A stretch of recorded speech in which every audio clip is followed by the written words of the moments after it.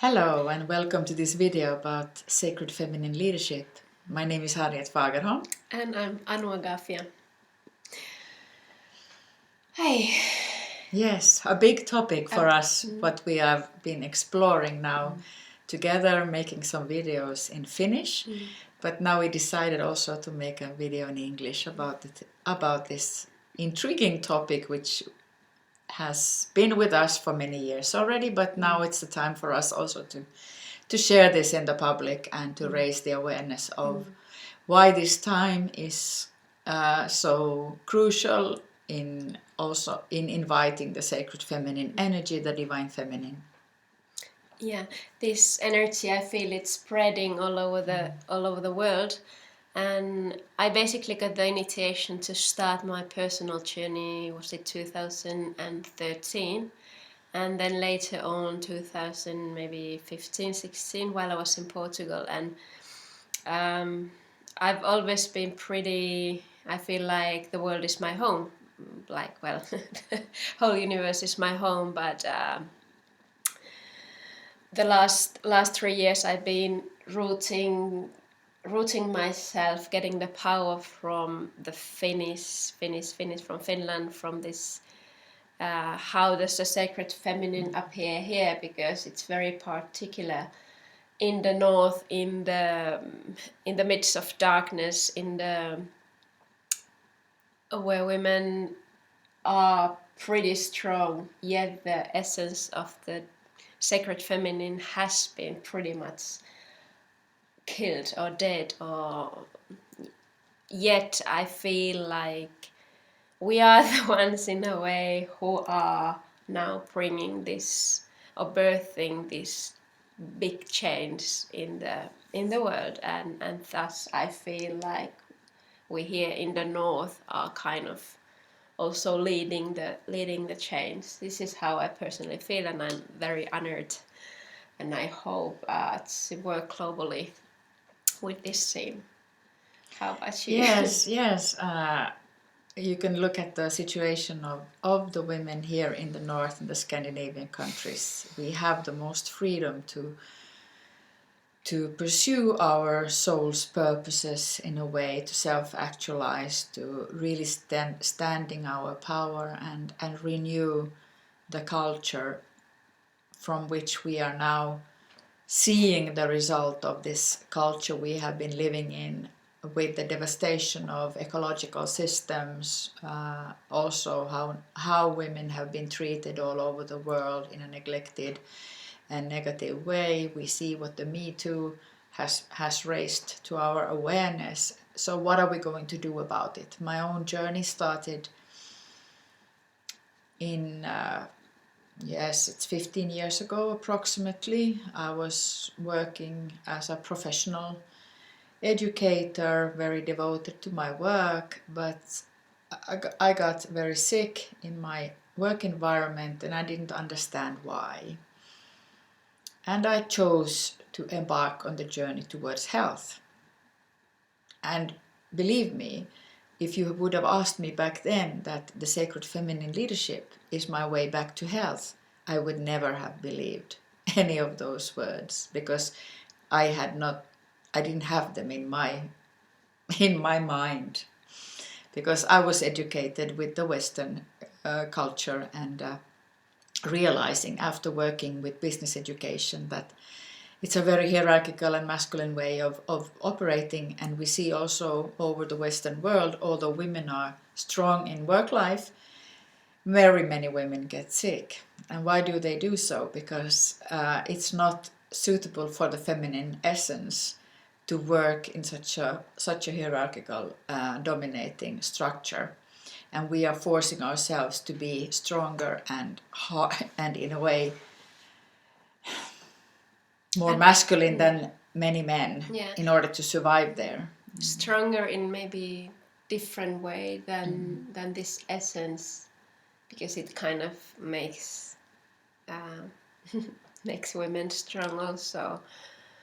I also a little bit similar kind of I kind of thought always I'm a feminine.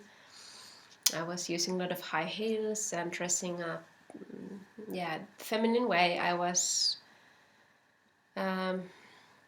I did a university career business. I made my way to the top, running a company, thinking this is it, this is the dream. And my spiritual awakening kind of flipped everything around. First, it was pretty learning from the really traditions I value very highly, Kundalini Yoga, tantric world, I learned so much about my sexuality, I felt like I'm so completely disconnected from my body. It didn't work. I was put into a situation where I kind of had to face myself in completely different way. And all these steps I've been taking, all these tools I've been studying have been kind of guiding my way. But then some years back, I think I was just put into complete school of mystery, that no one could explain me what was happening. It was pretty dark. It was, whoa. I felt I'm completely on my own. Crazy. I mean, actually, people told me that I'm, scaring them, and I was like, ooh, because I was taking everything so personally, and I was used to taking the things are my fault, and I was so afraid of my own power. And I'm slowly coming out of all this transformational cycle that has been many years of trauma release, loads of energetical downloads, information coming through. The more I clean myself, the more information I get. But this information is kind of different than anything before. It's direct knowing. It's kind of awakening through sensing, through feeling, and just knowing. And and it's wow. It's wow, yes. It's It's kind of an embodied spirituality, Yeah. where you have direct, like you said, the direct knowing. That has also been a part of my process. So now my feminine leadership has been about really trusting the knowing that I have received. And the thing is that when life is threatened, we have an evolutionary intelligence that comes into play. And my life was threatened when I got sick.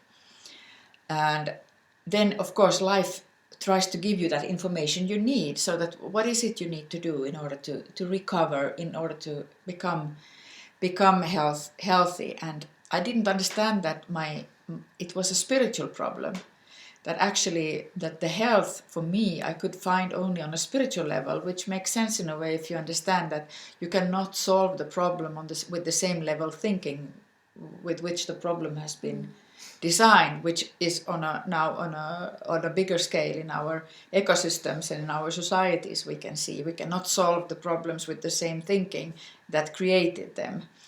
So what is the new thinking? What is the new perspective we need to get in? And for me, that was the sacred feminine, which is honoring life, which keeps life as sacred. And my question has been over the last years, how do I live my life if I consider life is sacred? What does it mean that my own life is sacred? How do I relate to it? How do I relate to myself, to my work, to everything what I do? This turned my whole life completely around. And now I know that if I bring in to the collective more confusion, more chaotic energies, which is when I'm not coming from a place of love and sacredness to life, then I better not do it. So instead, I'm looking for that what I offer and what I give comes from a place of honesty and my truth and love for life and all living beings.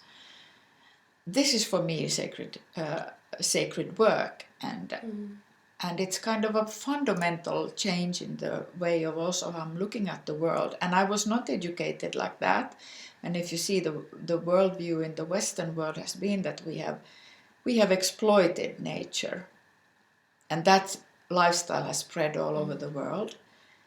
And we have to stop to do that, because nature will teach us really some severe lessons soon. Yeah, we pretty much destroyed the relationship with our sacred body, sacred Yes. everything, the Yes. vessel. In case of having this woman's body, it's kind of source of all information one actually needs. And this is something, this is a new way of approaching the world, because we are not used to it. It's pretty not healthy masculine that it's now leading the way. And even though I spent many years in this sisterhood or like women's circles and studying everything that has to do with femininity, like I'm not talking about femininity, but the feminine, maybe the energy, how it works, how it moves, what it's like. Whoa, it's completely different. Oh my god, you know. And now with Harriet, I feel like this is a completely new level, because this is the first time we are bringing topics that's facing directly the core. Previously, what I've been seeing, even though we talk about sisterhood, circles, there's so much drama, so much competition, so much, and I always felt like, okay, what is happening? Like, you know, this is not what I'm sensing, and like people are talking one thing, and then, you know, behind the scenes happens another thing, and I feel like, whoa, this is not my stop. I'm like walking through, and yeah, we've been talking a lot in Finnish about the motherhood, about the competition, about everything that's keeping women still apart from each other and away from our greatness. So this is something that I feel like we are addressing, and not kind of shutting our mouths anymore, because this is at least what I have been asked to do, even though it's not always like the most pleasant thing in this world. It's bring change. Yes, and to be the change. To be the change. We want to see. That's what we are all called to do now, to be the change we want to see, so that we can heal what has been destroyed, and we can build up a new culture which is based on mutual respect and that idea of sacredness, and that our connection here is where the sacred can come out. We need each other, we need the connection to find our way back to wholeness. It's through the other, and we have to dare to come and share from our hearts and open our hearts to all the pain that we are carrying, and all the grief for what we have been doing to each other, to nature. And through that we will find a new way out, and only by coming together we can do that. And that means on all levels. It starts with your closest relationships, in a way that if you think of your life like an ecosystem, you want to take care of life in your ecosystem. So how do you relate to all the people in your ecosystem? Who are the people who are really close to you in your ecosystem, with whom you have a living connection, with whom you can really share your deepest issues and be vulnerable, accept your flaws and, you know, incompleteness. We are learning a new culture. Yeah. So this is co-creation in a way, and we both work mainly in Finland, but also opening this to globally, and do mentoring and coaching sessions online. about the awakening process, about the sacred feminine process, about the trauma healing or trauma releasing, and or how to be with, you know, not being perfect and still being wow, still bringing the gift to the world. Yes, because you have a gift also to Yeah. share with the world, and you are so needed in this work. Mm. Both as women and men. Men, we need you to support this very valuable work in a constructive and loving way. But now it's the work of the women who are kind of making a new path into the next evolution of human consciousness and also human behavior. It's time for us to grow up, isn't it? Yeah, Anu? take responsibility. Take responsibility, Really, yes. It's like something maybe our grandparents, parents have not been able to really address, and yeah, it would be nice if someone else could kind of fix everything, but nope, not gonna happen. It's a painful journey to really, really, really grow up. True. And still keep the child and the innocence and the playfulness, because this is really a big part of also the sacred feminine or sacred masculine, and Yeah, the exactly. light work. Exactly. So after the awakening, it's the time to do the growing up work and be fully responsible so that you can become a mature human being, so you can also share your wisdom and knowledge with the world in a way that others are uplifted from what you have to share. But it takes a long process, and we are very experienced in supporting that process. So don't hesitate to be in contact with us if you are ready for the next evolutionary step. Yeah. So we're gonna leave our contact details, and please feel out to reach us for support. Thank you. Thank you. Bye.